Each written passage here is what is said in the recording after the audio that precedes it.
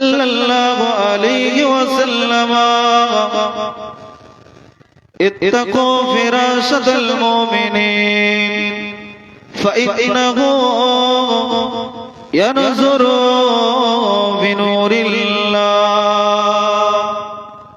प्यारे हाजिरान मजलिस উপস্থিত আমার দিনদার ঈমানদার নেককার আল্লাহওয়ালা মুরব্বিয়ান বাপ চাচাজান গণেরা স্নেহের কচি কচি বাচ্চারা সমবয়স্ক আমার নওজোয়ান যুবকেরা পর্দার অন্তরালে পর্দা নশিনা দিন দরদিনী ইসলাম দরদিনী আল্লাহওয়ালা মা ও বোনেরা নিয়ামতের শুকর যে আল্লাহ আজকের দিনে আমাদের মতো গুনাহগারকে এই জান্নাতের বাগানে নিয়ে এসে বসিয়েছে সে আল্লাহর দরবারে শুকরিয়া আদায় করি সকলে বলেন আলহামদুলিল্লাহ। আপনাদের শুকরিয়া আদায় করা শুনে মনে হচ্ছে এটা কবরস্থান। এখন কটা বাজে? রাত 10টা বাজে তো নাকি?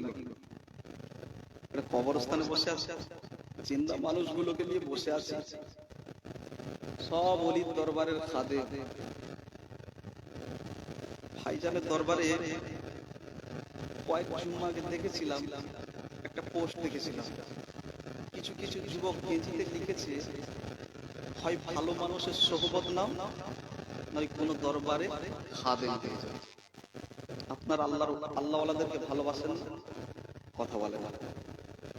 হযরতে বাদশাহ হারুন রশিদ একদিন রাস্তা দিয়ে হেঁটে হেঁটে যাচ্ছেন, এতটাই তৃষ্ণার্ত এতটাই পিপাসার্ত হয়ে পড়েছে যে কোনো মুহূর্তে মারা যেতে পারে। বাদশা বলেছিল, কি আছো, আমাকে এক গ্লাস পানি পান করাবে। যদি কেউ আমাকে এক গ্লাস পানি পান করায় আমি খুশি হয়ে আমার সাম্রাজ্যের অর্ধেকটা দান করব। একবার জোরে বলে বলে বলে চিফ জাস্টিস বলেছিল, বাদশা আপনি পানি পান করলেন, এখন আমরা যদি পানি পান করি এই পানিটা নিষ্কাশন হতে হবে তো নাকি? ডাক্তার কি বলে, যদি কোনো মানুষের 18 থেকে 20 ঘন্টা পেশাব বন্ধ হয়ে যায় ওই মানুষটা কিডনি ফেলিওর হয়ে মারা যাবে। চিফ জাস্টিস বলেছিল, বাদশা আপনি পানি পান করলেন, এখন এই পানি যদি নিষ্কাশন না হয় আপনি তো যে কোনো মুহূর্তে মারা যেতে পারেন। এই কঠিন পরিস্থিতিতে যদি কেউ আপনাকে বাঁচায় তাকে কি দিবেন? কারণ পৃথিবীতে মানুষ স্বার্থ ছাড়া একটা পা আগাবে কেউ আগাবে। বাদশা বলেছিল, শোনো, আজ এই কঠিন পরিস্থিতিতে কেউ যদি আমাকে আমার এই কঠিন পরিস্থিতিতে আমাকে কেউ যদি বাঁচায় আমি খুশি হয়ে আমার বাকি সাম্রাজ্যটা তাকে দান করব। একবার জোরে বলে। আব্বাসী খিলাফতের ৫ম বাদশা বাদশাহ হারুন রশিদ এমন একটা প্রতাপশালী বাদশা, তিনি যদি সামান্য এক গ্লাস পানির বিনিময়ে এক গ্লাস পানি পান করা আর ওই পানিটাকে পেশাবের দ্বার দিয়ে বাহির করা, পুরো আব্বাসী খিলাফতটা হয় যে আল্লাহ উইদিন 24 আওয়ার 24 ঘন্টায় এত নিয়ামত দিচ্ছেন, সে আল্লাহর শুকরিয়া আদায় করতে আমাদের অসুবিধা আছে? এই কথা বলেন, অসুবিধা আছে? সব উচ্চ স্বরে শুকরিয়া আদায় করেন, সকলে বলেন আলহামদুলিল্লাহ। লক্ষ কোটি দুরূদ ও সালাম সাইয়্যিদুল মুরসালিন সাফি কাউনাইন ইমামুল হুদা ইমামুল মুরসালিন আফতাবে তরিকত খতমে নবুয়ত तमाम নবীকুলের সরদার গরিবের গমখার আব্দুল্লাহর লাল আমিনার দুলাল মক্কার জ্যোতি মদিনার বাতি ইহ জগতের পরামর্শদাতা পরজগতের মুক্তিকামী নবী নবী মুহাম্মদ রাসূলুল্লাহ, সকলে বলেন সাল্লাল্লাহু আলাইহি ওয়াসাল্লাম। আমাদেরকে আশিক হতে হবে। কি হতে হবে বলেন? আশিক হতে হবে। আল্লাহর বাজারে নিজেদেরকে বিক্রয় করতে হবে। পৃথিবীর ইতিহাস খুলুন, এই পৃথিবীর ইতিহাসে যত মানুষ অমর হয়ে রয়েছেন, সৈয়দ খালেদ আলী সাহেব আজ পৃথিবীর ইতিহাসে অমর কেন? আজকে তানাকে মানুষ কেন এতই বা চর্চা করছেন? আজকে দেখছিলাম ভাইজান তানার একটা প্রোগ্রাম ছিল, হুজুর কেবলার জীবন চরিত্র ভিডিওতে আলোচনা হচ্ছে। কি দরকার ছিল? কেনই বা মানুষ তানাকে নিয়ে এতটাই আগ্রহ? একটাই কারণ, দুনিয়ার জীবনকে উৎসর্গ করে দুনিয়াতে ত্যাগ করে দিয়ে আল্লাহর রাস্তায় আল্লাহর বাজারে নিজেকে বিক্রয় করে দিয়েছিল। তাই তো দুনিয়া আজ তানাকে প্রত্যেকটা মানুষের অন্তরে আল্লাহ তানার জায়গা করে দিয়েছিলেন। একবার জোরে বলে আর জোরে হয় না? মুসলমানের ছেলেরা, এ নবীর উম্মত উম্মতিরা, আল্লাহর বাজারে আমাদের বিক্রয় হতে হবে আল্লাহর জন্য, আমাদের বিক্রয় হয়ে যেতে হবে আল্লাহর আশিক আমাদের হয়ে যেতে হবে। মালিক বিন দিনার 1 তারিখেতে এমন করে মদিনার বাজারে যেতে লেগেছে। মালিক বিন দিনার রাদিয়াল্লাহু তাআলা হুজুর আমার বলে, আমি মালিক বিন দিনার 1 তারিখে এমন করে যেতে লেগেছে, আর রাস্তার মধ্যে একটা জওয়ানকে দেখতে পেলাম। ওই জওয়ানকে আমি মালিক বিন দিনার জিজ্ঞাসা করেছিলাম, এই মালিক বিন দিনার, বলো বলো বলো, আজ তুমি কোথায় যেতে লেগেছো?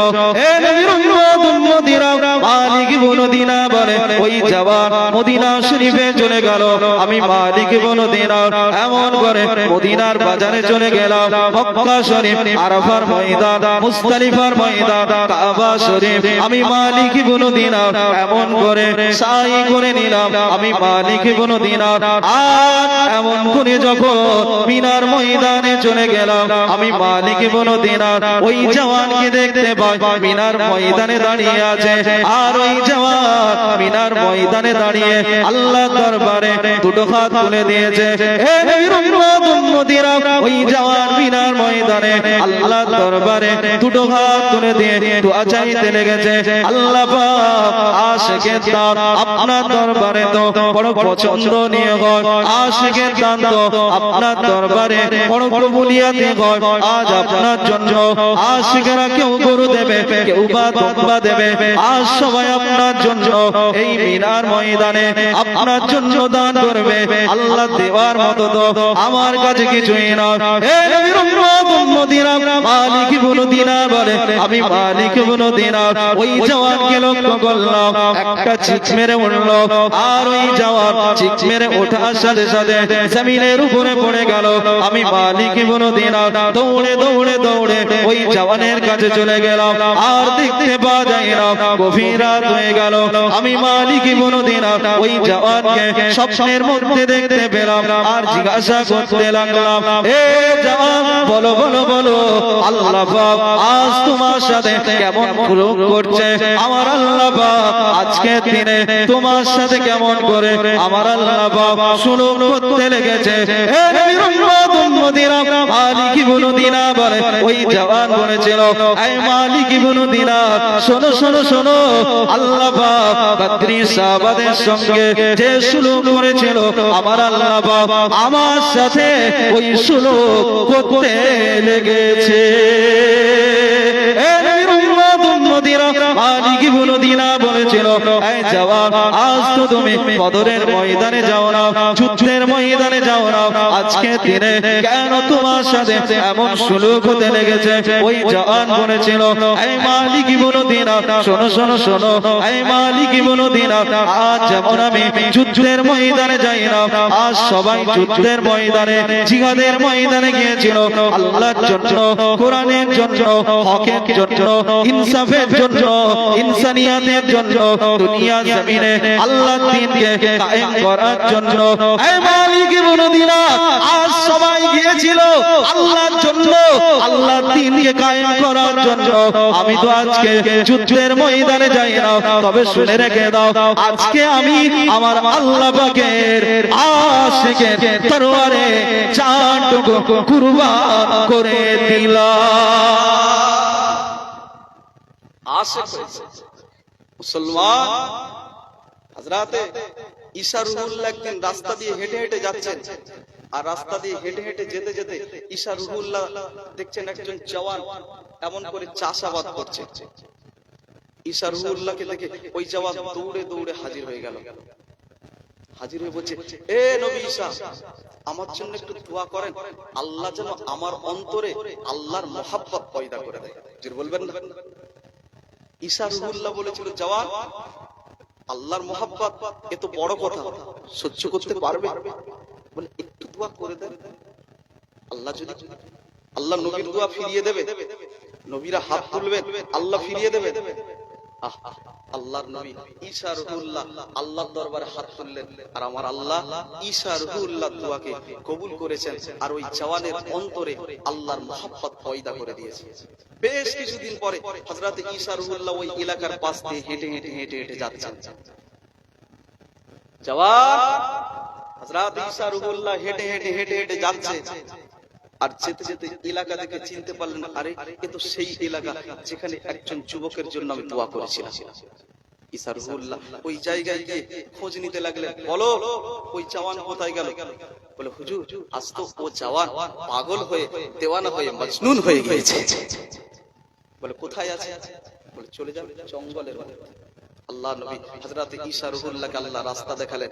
ওই জওয়ান জঙ্গলের মধ্যে ঈসা রূহুল্লাহ গিয়ে দেখছেন বিশাল একটা পর্বতের সম্মুখে দাঁড়িয়ে ওই জওয়ান আল্লাহর দরবারে দুটো হাত তুলে কি যেন চাইতে লেগেছে।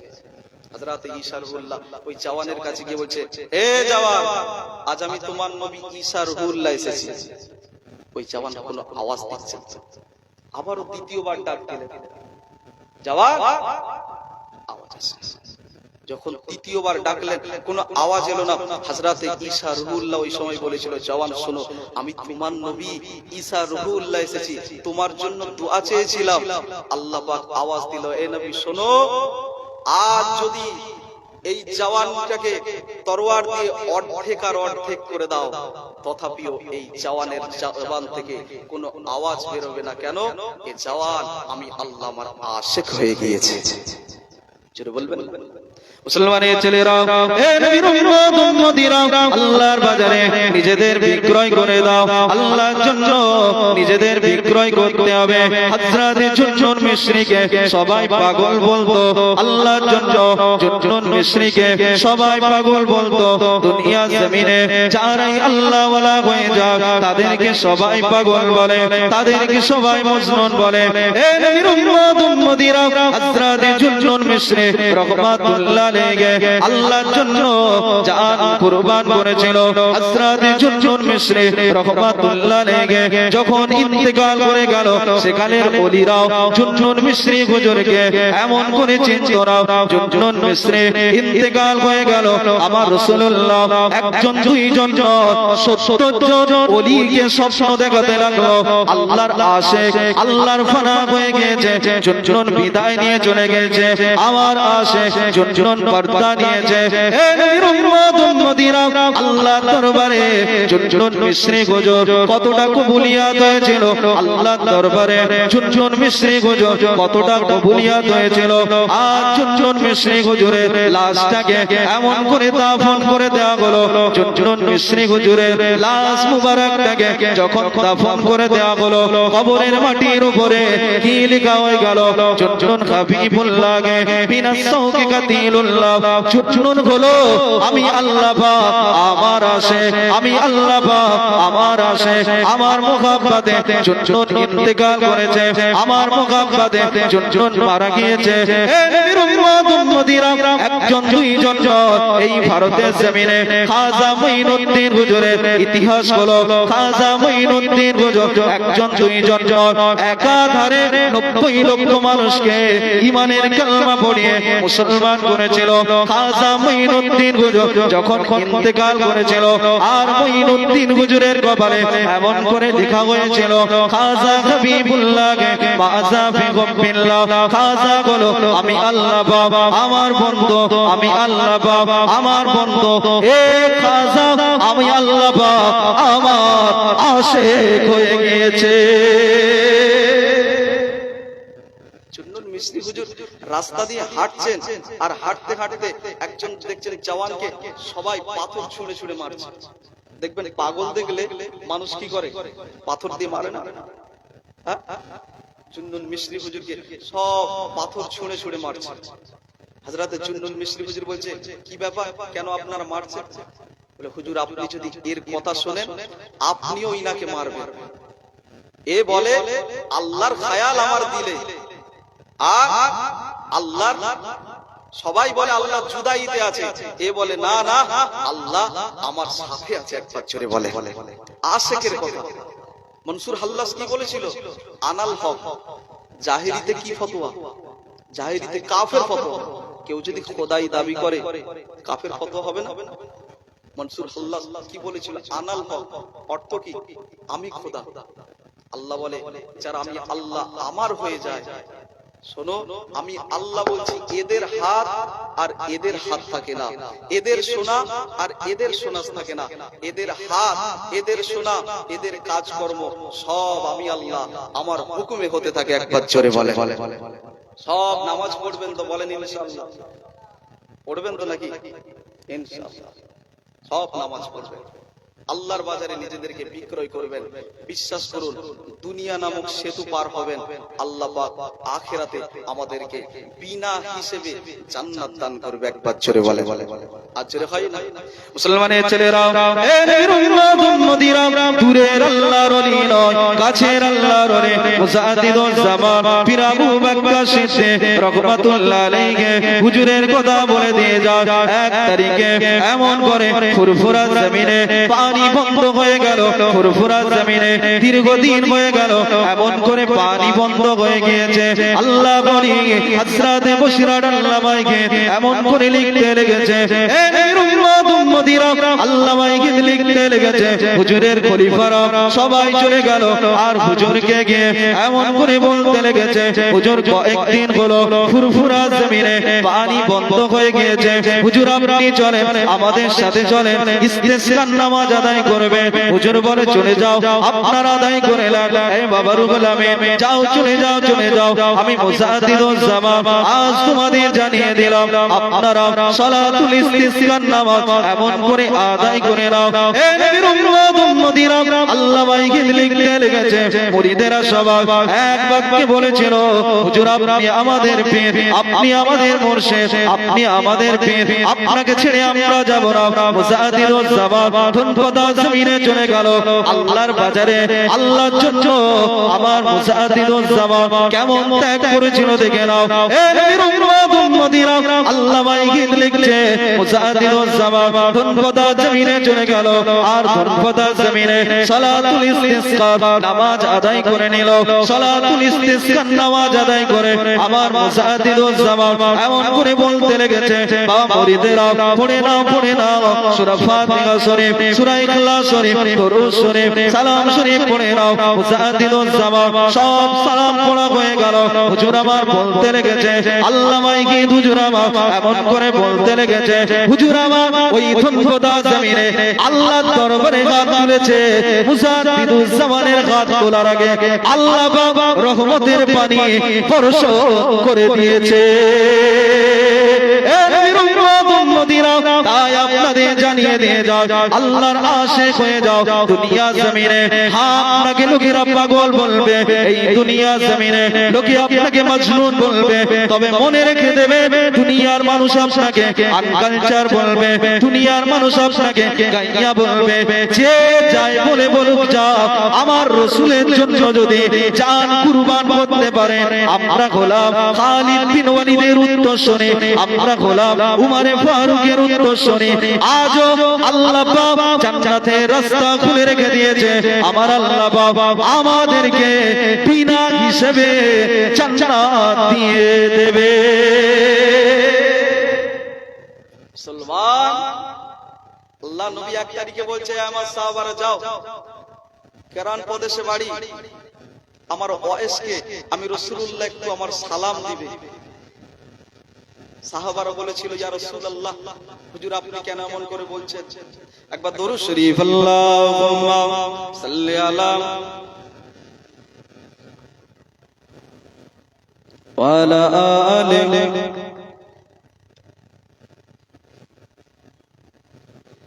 सब बोलते हैं क्या फुरफुरा शरीफ में जन्नत का रास्ता है फुरफुरा शरीफ में। জোরে বললেন, আরেকটু জোরে হয়।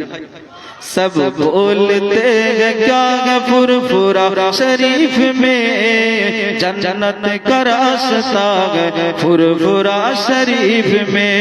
सब पूछते हैं क्या फुरफुरा शरीफ में आका का मौजज़ा है फुरफुरा शरीफ में। जिस जिसने दादा के फैज का जरिया बगा दिया और उंगली पकड़ के बूम कर से ओ मिला दिया। जिसने दादा के फैज का जरिया बगा दिया और उंगली पकड़ के बूम कर से ओ मिला दिया। ओ आशिके आशिके रसूल फुरफुरा शरीफ में आका का मौजज़ा फुरफुरा शरीफ में। जन्नत का रास्ता फुरफुरा शरीफ में। जिस वक्त मैंने देखा है माजार हुजूर का मैं देखते ही हो गया आशिक हुजूर का। जिस वक्त मैंने देखा है माजार पीर का मैं देखते ही हो गया दीवाना हुजूर का। मेरे पीर का मजार फुरफुरा शरीफ में आका का मौजज़ा फुरफुरा शरीफ में। सब बोलते हैं क्या फुरफुरा शरीफ में आका का मौजज़ा फुरफुरा शरीफ में। जन्नत का रास्ता फुरफुरा शरीफ में। सच्चा जो इसमें देखे तो सच्चा दिखाई दे और झूठा जो इसमें देखे तो झूठा दिखाई दे। सच्चा जो इसमें देखे तो सच्चा दिखाई दे और झूठा जो इसमें देखे तो झूठा दिखाई दे। एक ऐसा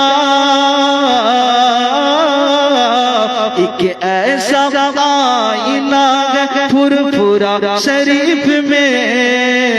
जन्नत का रास्ता फुरफुरा शरीफ में आका का मौजज़ा फुरफुरा शरीफ में। सब बोलते हैं क्या फुरफुरा शरीफ में आका का मौजज़ा फुरफुरा शरीफ में।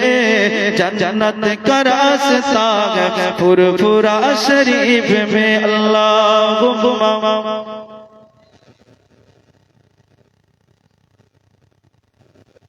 वाला आले। মুসলমান রাসূলুল্লাহর একজন আশিকের কথা বলে দিয়ে যায়। আফ্রিকার ইথিওপিয়াতে বাড়ি। কোনো বংশীয় পরিচয় ছিল না, গায়ের রং তেমন সুন্দর ছিল না। আজকে দুনিয়ার মানুষ তিনটে জিনিসের পেছনে দৌড়ায়। এক নম্বর হলো টাকা, নারী, দ্বিতীয় নম্বর হলো গাড়ি। সেদিন রাসূলুল্লাহকে অফার করেছিল মুহাম্মদ ইসলাম ছেড়ে দাও, মুহাম্মদ কোরআন ছেড়ে দাও, আজকে মক্কার সবথেকে টাকাওয়ালা সম্পদওয়ালা বানানো হবে। আমার রাসূল জবাব দিয়েছিল, কি চ্যাম্পিয়ন জবাব আমার রাসূলুল্লাহ দিয়েছিলেন। আল্লাহ নবী বলেছিলেন লাউ উদিয়াস শামসু ফি ইয়াদিল ইয়ুমনা ওয়ালাউ উদিয়াল কমারু ফি ইয়াদিল ইউসরা। শোনো, আজ মুহাম্মাদের যদি ডান হাতে আসমানের সূর্য এনে দেন, অপর হাতে যদি আসমানের চন্দ্র এনে দেন, তথাপিও মুহাম্মদ আল্লাহর দেওয়া দায়িত্ব কখনো ছাড়তে পারবে না। একবার জোরে বলেন। হুজুরকে এতটাই ভালোবেসেছে, আমার নবী পাককে ভালোবাসার কারণে দীর্ঘদিন ধরে অত্যাচার হতে শুরু হয়েছে। আল্লাহর নবী এক তারিখে বলেছিলেন, আমার সাহাবারা জানো, আমার সাহাবা বেলালকে আমার আল্লাহ এত মর্যাদা দান করেছে, আমার বেলাল দুনিয়াতে আজান দেন, আমি রাসূল বলছি আমার বেলালের আজান আল্লাহর রহমতের ফেরেশতারাও আরশে আমার রাসূলুল্লাহর সাহাবা বেলালের আজান শুনতে পায়। একবার জোরে বলেন। আল্লাহ নবী বলেছিল আমি রাসূলুল্লাহ জান্নাতে যাব, আর আমার এই জান্নাতের সাওয়ারের দড়িটা টেনে টেনে টেনে আমার বেলাল আমি রাসূলুল্লাহ আমার আগে আগে আল্লাহর দয়ার জান্নাতে চলে যাবে। একবার জোরে বলবেন না? মুসলমানের ছেলেরা, এ নবীর উম্মত উম্মতিরা, আল্লাহ নবী সাহাবা হযরত বেলাল রাদিয়াল্লাহু তাআলা আনহু আমার নবী পাকের সাহাবা হযরত বেলাল রাদিয়াল্লাহু তাআলা আনহু হুজুরকে আল্লাহ পাক কতটা মর্যাদা দিয়েছিল আল্লাহ নবী সাহাবা হযরত বেলাল রাদিয়াল্লাহু তাআলা আনহু হুজুরকে আমার আল্লাহ পাক এতটাই মাকাম দিয়েছে আমার রাসূলুল্লাহ এক তারিখে আল্লাহ নবী আমার মেরাজে চলে গেল হে নবীর উম্মত উম্মতিরা আল্লাহ নবী আমার মেরাজে গিয়ে জান্নাতের মধ্যে কার যেন এমন করে পায়ের আওয়াজ শুনতে পেল আল্লাহ নবী আমার জিবরাইলকে জিজ্ঞাসা করতে লাগলেন এই জিবরাইল বলো বলো বলো আমি রাসূলুল্লাহ আজ জানতে চাই এই পায়ের আওয়াজটা কার আল্লাহ নবী সাহাবা হযরত আল্লাহর ফেরেশতা হযরত জিবরাইল আলাইহিস সালাম আমার রাসূলুল্লাহকে বলেছিলেন ইয়া রাসূলুল্লাহ ইয়া হাবিবাল্লাহ হুজুর আপনি চিন্তা করবেন না এই পায়ের আওয়াজটা অন্য কারো নয় এই পায়ের আওয়াজটা অন্য কারো নয় হাযা উম্মাতুকা ইয়া রাসূলুল্লাহ ইয়া হাবিবাল্লাহ আজ হলো এই পায়ের আওয়াজটা আপনার সাহাবা বিলালের পায়ের আওয়াজ এ নবীর উম্মত উম্মতিরা আল্লাহ নবী আমার জিবরাইলকে বলেছিল এই জিবরাইল কি শোনালে আমার রাসূলুল্লাহ মেরাজ থেকে এমন করে বাড়িতে ফিরে এলো আল্লাহ নবী আমার মেরাজ থেকে ফিরে এসে আমার রাসূলুল্লাহ বিলালকে বলেছিল এই বিলাল কি এমন ইবাদত করো এই বিলাল কি এমন বندگی করো আমি রাসূলুল্লাহ আল্লাহর জান্নাতে গিয়ে তোমার পায়ের আওয়াজ এমন করে শুনতে পেয়েছিলাম হে নবীর উম্মত উম্মতিরা আল্লাহ নবী সাহাবা হযরত বিলাল রাদিয়াল্লাহু তাআলা আনহু চোখ দিয়ে পানি পড়ে গেল ইয়া রাসূলুল্লাহ ইয়া হাবিবাল্লাহ হুজুর আমি বিলাল তেমন কোন ইবাদত করতে পারি না ইয়া রাসূলুল্লাহ ইয়া হাবিবাল্লাহ হুজুর আমি বিলাল তেমন কোন বندگی করতে পারি না নফল নামাজ বেশি আদায় করতে পারি না ইয়া রাসূলুল্লাহ ইয়া হাবিবাল্লাহ হুজুর আমি বিলাল যেদিন থেকে আপনার কালিমা পড়ে নিলাম ইয়া রাসূলুল্লাহ ইয়া হাবিবাল্লাহ হুজুর আমি বিলাল আর থাকতে পারি না হুজুর আমি বিলাল যখন উজুটা করে নি দুই রাকাত করে তাহিয়াতুল ওযু নামাজটা আদায় করে নি এ নবীর উম্মত উম্মতিরা আল্লাহ নবী আমার সাহাবাদের বলেছিল এ সাহাবারা শোনো শোনো আমি রাসূলুল্লাহ আজ তোমাদের জানিয়ে দিলাম আমার বিলালকে আল্লাহ কতটা রুতবা দিয়েছে আমার বিলালকে আল্লাহ কতটা সম্মান দিয়েছে এ সাহাবারা তোমরা কি জানো আমার বিলালকে আল্লাহ পাক দুনিয়ার জমিনে এত মর্যাদা দিয়েছে আমার বিলালকে আল্লাহ এত মর্যাদা দিয়েছে আমার বিলাল দুনিয়ার জমিনে আযান দেয় আল্লাহর ফেরেশতারা আযান শুনতে পায় আমার সাহাবারা শোনো শোনো আমি রাসূলুল্লাহ আজ জানিয়ে দিলাম আমার জান্নাতের সওয়াবটা বিলাল ধরে ধরে ধরে আমার আগে আগে জান্নাতে চলে যাবে মাটির কলসি দেখেছেন কথা বলে না মাটির কলসি এই মাটির কলসি 2026 সালে মাটির কলসির কোনো মূল্য রয়েছে ধুলো একটা সামান্য মাটির কলসি যার কোনো মূল্য নেই কিন্তু এই মাটির কলসির মধ্যে আপনি যদি আতর ভরে দেন বলেন মূল্য হবে কি হবে না কলসি ভরপুর যদি আতর হয় মূল্য হবে না আল্লাহ নবী সাহাবা হুজুরের শরীরে যদিও দাসত্বের চিহ্ন ছিল আমার নবী পাকের সাহাবা হুজুরের শরীরে যদিও দাসত্বের শৃঙ্খলা ছিল কিন্তু আল্লাহ নবী সাহাবা হযরত বেলাল এতটাই রাসূলুল্লাহকে অনুসরণ করার পরে সুগন্ধি হয়েছিল খুশবু হয়েছিল শুধু মক্কা মদিনা নয় আমার নবী পাকের সাহাবা পাহাড়ের পাদদেশে দাঁড়িয়ে দাঁড়িয়ে যখন একবার আজান দিত পুরো মদিনা শরীফের অলি গলি মদিনা শরীফের বাচ্চা থেকে বৃদ্ধ পর্যন্ত সব বেলাল হুজুরের আজানের আওয়াজ শুনতে পেতেন কিতাবের মধ্যে এসেছে গলাতে আজান দিতেন খালি মুখে মাইক ছাড়াই বেলাল হুজুর আজান দিতেন বেলাল হুজুরের এই আজান 40 কিলোমিটার পর্যন্ত আমার আল্লাহ পৌঁছে দিত বেলালের অন্তরে কি ছিল কথা বলে নবীর ভালোবাসা ছিল আজ আমাদের অন্তরে রাসূলুল্লাহর প্রেম নেই।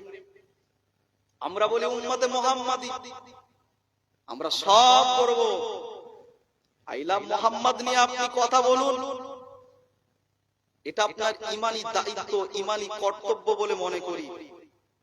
তবে মুসলমান আই লাভ মুহাম্মদ বলে রাস্তাতে বাহির হয়েছেন, আল্লাহ আপনার এই বাহির হওয়া এই মেহনত কবুল করেন, কিন্তু আপনি নামাজ ছেড়ে দিলেন,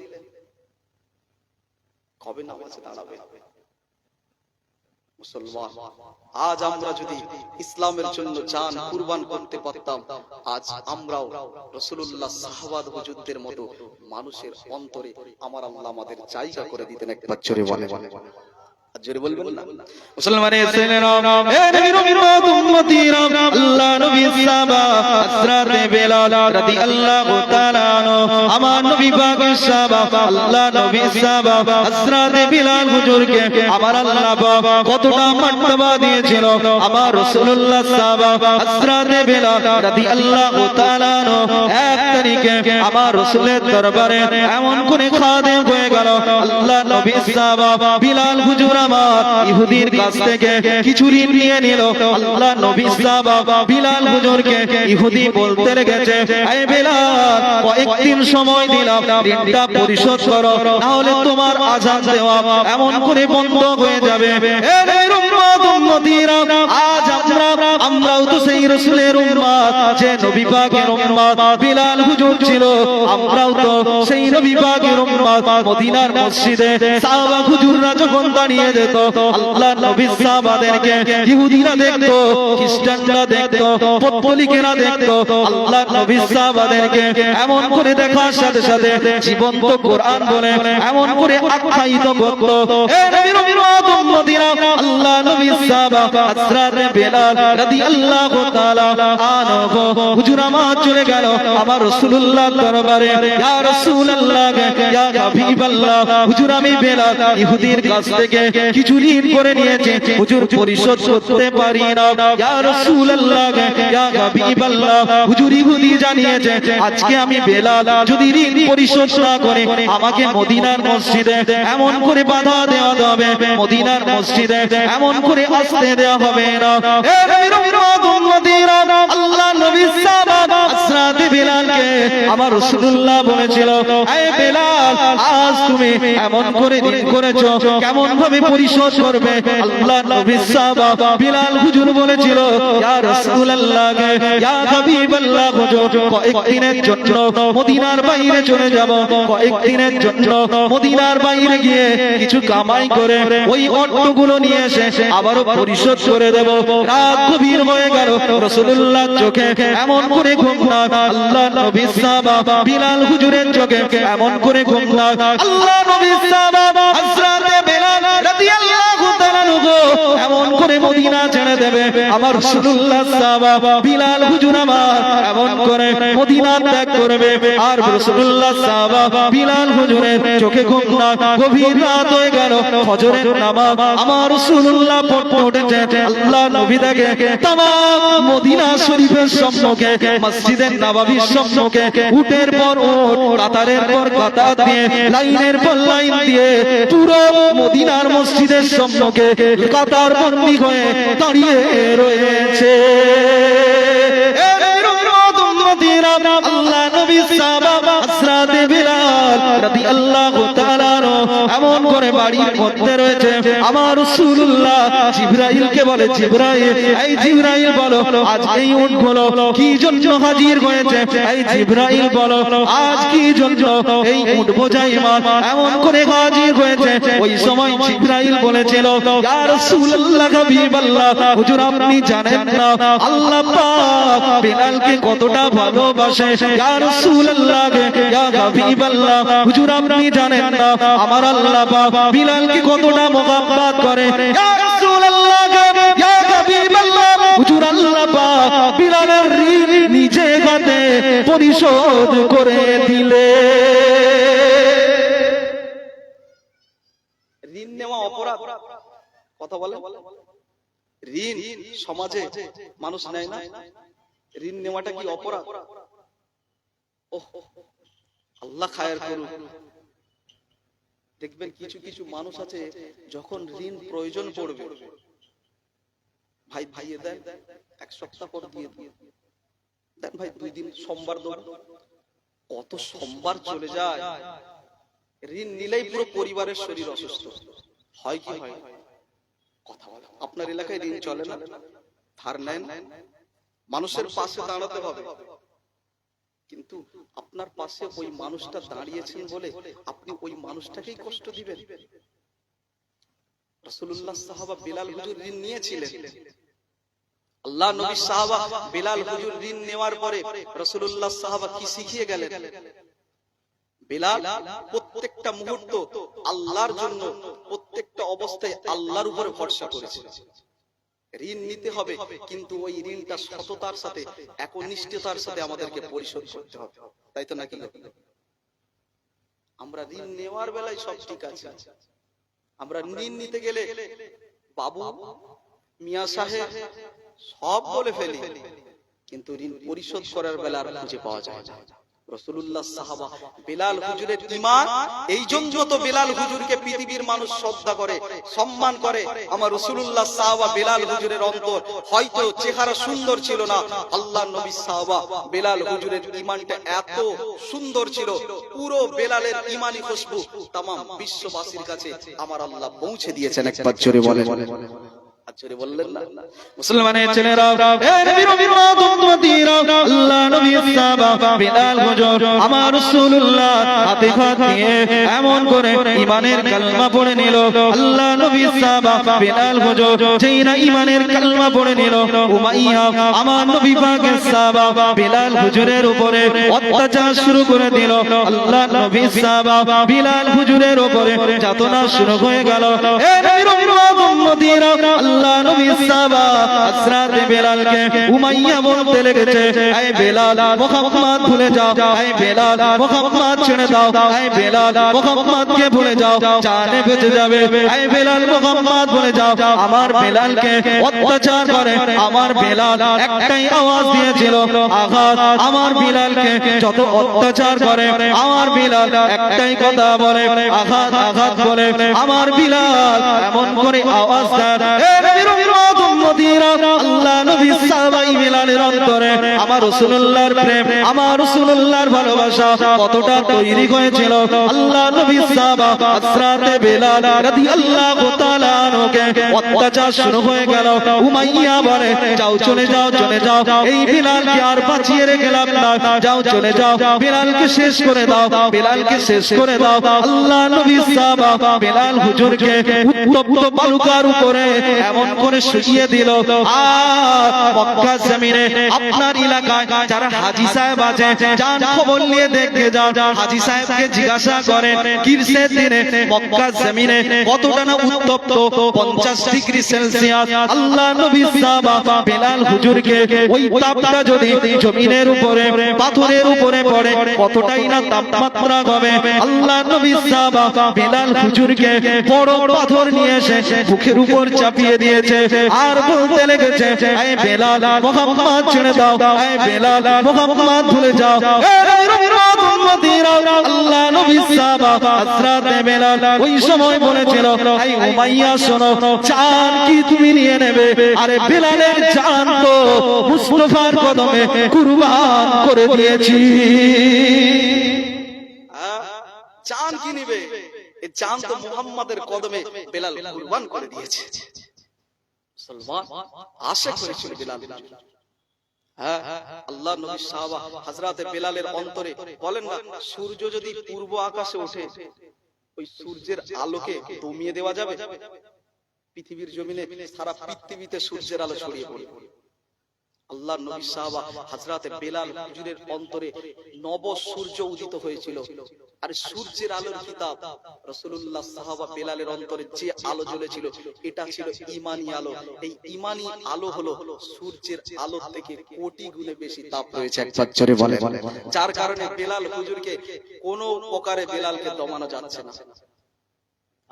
মুসলমান, আল্লাহ নবী সাহাবা বেলাল 1 তারিখে উমাইয়ার যখন খাদেম ছিল, রাসূলুল্লাহ সাহাবা হযরত বেলাল উট ভেড়া দুম্বা নিয়ে এমন করে মক্কার গারে হীরার পাশে চড়াতে যেতেন।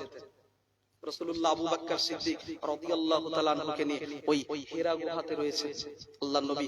হযরত বেলাল হুজুর তখন ঈমান আনেননি।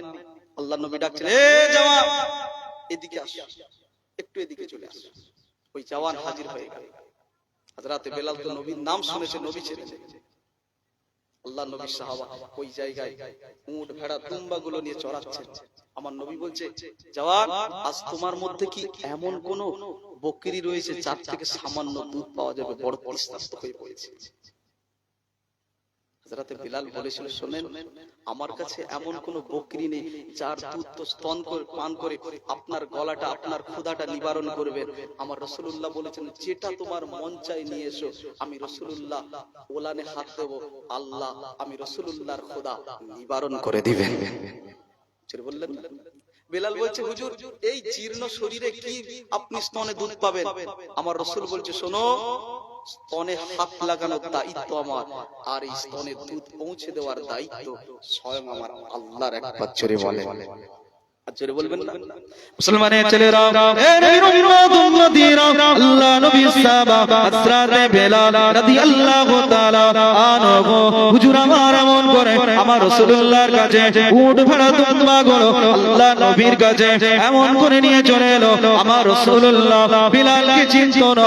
আমার রাসূলুল্লাহ জওয়ান বলে ডাক দিল, এ জওয়ান, এমন করে তোমার ওই উট ভেড়া দুম্বা গুলোর মধ্যে যেটা তোমার পছন্দ হয় আমার কাছে এমন করে নিয়ে চলে আসো। এ নবীর উম্মত উম্মতিরা, আল্লাহ নবীর সাহাবা হযরত বেলাল রাদিয়াল্লাহু তাআলা আনহু আমার রাসূলুল্লাহর কাছে একটা জীর্ণকায় বকরি এমন করে নিয়ে চলে এলো। আমার রাসূলুল্লাহ ওই বকরির উলানে এমন করে হাত দেবে। হযরত বেলাল বলে, ইয়া রাসূলুল্লাহ, ইয়া হাবিবাল্লাহ, হুজুর এই বকরিটা আজ বড় জীর্ণকায়, এই বকরিটা তো আজ শরীরের মধ্যে কিছু না, গোশত রক্ত বলে হাড্ডি বলে কিছুই না, এই বকরিটা তো আর বেশি সময় বাঁচবে না। এ নবীর উম্মত উম্মতিরা, আল্লাহ নবী বলেছিল, জওয়ান ওলানে হাত দেওয়ার দায়িত্ব মুহাম্মাদের, আর ওলানে দুধ পৌঁছে দেওয়ার দায়িত্ব মুহাম্মাদের রবে। এ নবীর উম্মত উম্মতিরা, আল্লাহ নবী আমার নিজে দুধ পান করলো, আবু বকর হুজুরকে আমার রাসূলুল্লাহ পান করালেন। আল্লাহ নবী বিলাল হুজুরকেও পান করালো।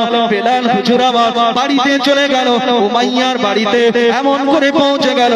আল্লাহ নবী আমার উমাইয়ার বাড়িতে যেই না পৌঁছে গেল, আল্লাহ নবী সাহাবা হযরত বেলালের সারা রাত ঘুম না। আমার রাসূলুল্লাহ সাহাবা হযরত বিলাল হুজুরের সারা রাত আমার রাসূলুল্লাহর কথা এমন করে মনে পড়ে, কি এমন মানুষ এর মধ্যে, কি এমন মিরাকেল রয়েছে, কি এমন মানুষ এর মধ্যে, কি এমন জাদু রয়েছে যার হাতের ছোঁয়া এত মিরাকেল দেখতে চায়। এ নবীর উম্মত উম্মতিরা, আল্লাহ নবীর সাহাবা হযরত বেলাল রাদিয়াল্লাহু তাআলা আনহু সারা রাত ঘুমোয় না। আবারও দ্বিতীয় দিন ওই গুহার পাশে এমন করে চলে গেল। আমার রাসূলুল্লাহ চেহারার দিকে তাকায় আর দেওয়ানা হয়ে যায়। আল্লাহ নবী চেহারার দিকে তাকায় আর দেওয়ানা হয়ে যায়। আমার রাসূলুল্লাহ সাহাবা বিলাল আমার নবী পাককে এমন করে কিছু বলতে পারে না। এ নবীর উম্মত উম্মতিরা, আল্লাহ নবীর সাহাবা দ্বিতীয় দিন চলে গেল। আমার রাসূলুল্লাহ সাহাবা হযরত বেলাল রাদিয়াল্লাহু তাআলা দ্বিতীয় দিন আবার ওই জায়গা এমন করে ঘুরে।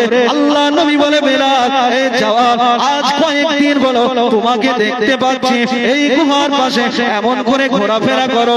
এ জওয়ান, বলো বলো বলো, তোমার অন্তরের মধ্যে, তোমার মনের মধ্যে কি এমন তৃপ্তি রয়েছে? এ নবীর উম্মত উম্মতিরা, আল্লাহ নবী সাহাবা হযরত বেলাল রাদিয়াল্লাহু তাআলা আনহু চোখ দিয়ে পানি চলে এলো।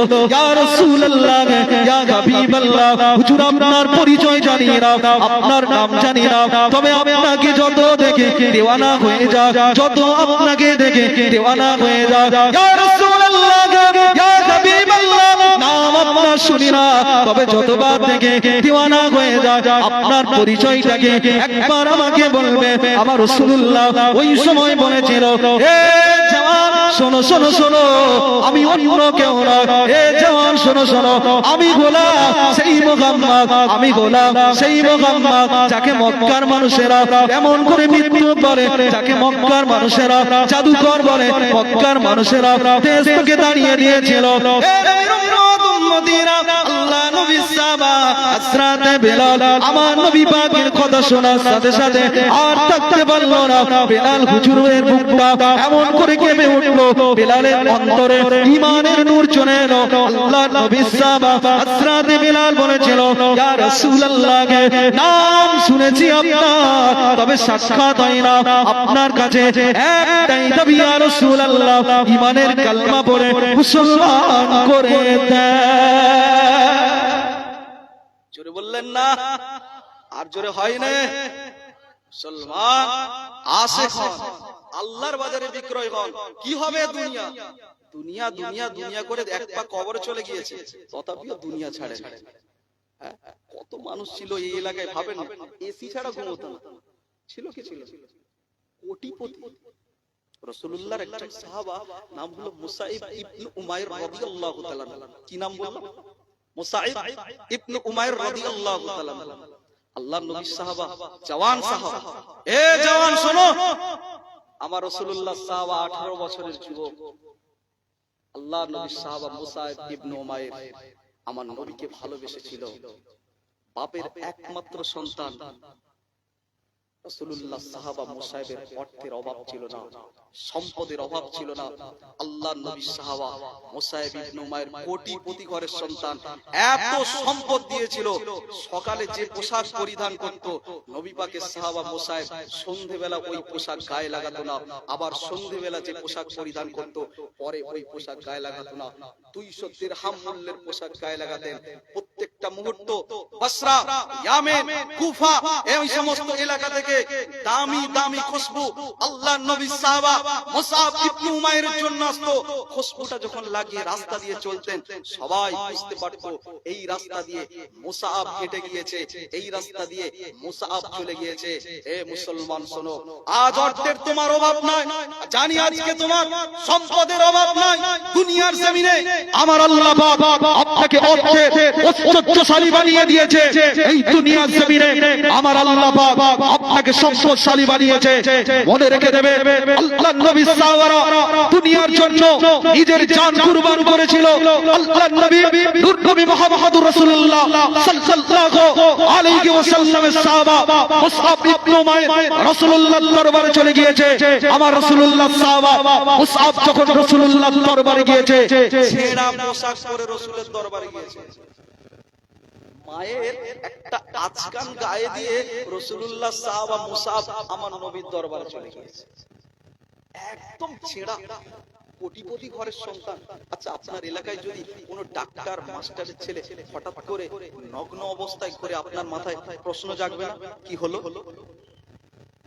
রাসূলুল্লাহ সাহাবা যখন নবীর দরবারে গিয়েছে, রক্তাক্ত ছেঁড়া পোশাক, আমার নবী মুসআবকে দেখে বলছে, মুসআব কি ব্যাপার, এই হালাত কেন? বলে, হুজুর আপনি কি জানেন, আপনাকে মানার কারণে আমি মুসআব, এত মার আমার মা আমাকে মেরেছিল, আমার বাপ আমাকে মেরেছিল। হুজুর পুরো মক্কার হেরেম শরীফে যখন প্রচার হয়ে গিয়েছে মুসআব ঈমান এনেছে, ইয়া রাসূলুল্লাহ আমার চাচা আমার গলাটা রোধ করেছে, আর আমার চাচা এসে বলছে, মুসআব মুহাম্মদ ছেড়ে দে, জানে বেঁচে যাবি, মুসআব তোর সম্পদ ফিরে পাবি। আমি মুসআব এক বাক্যে জবাব দিয়েছিলাম, আরে যা মুহাম্মাদের জন্য কুরবান করে করে হয় না। রাসূলুল্লাহ সাহাবা বিলাল আমার নবীর জন্য জান কুরবান করেছে, উমাইয়া সহ্য করবে? আল্লাহর নবী সাহাবা বিলাল হুজুরের মাথার চুলের মুঠিটা ধরেছেন আর বিলাল হুজুরকে বাড়ি থেকে তাড়িয়ে দিয়েছেন। আল্লাহর নবী সাহাবা হযরতে বিলাল রাদিয়াল্লাহু তাআলা যখন বাড়ি থেকে তাড়িয়ে দিয়েছেন, আমার নবী পাকের সাহাবা হযরতে বিলাল রাস্তার ধারে বসে আছেন। কয়েকদিন শরীরটা অসুস্থ, জীর্ণকায় শরীর। রাসূলুল্লাহ সাহাবা ঠিকমতো উঠতে পারছেন না। আমার নবী পাকের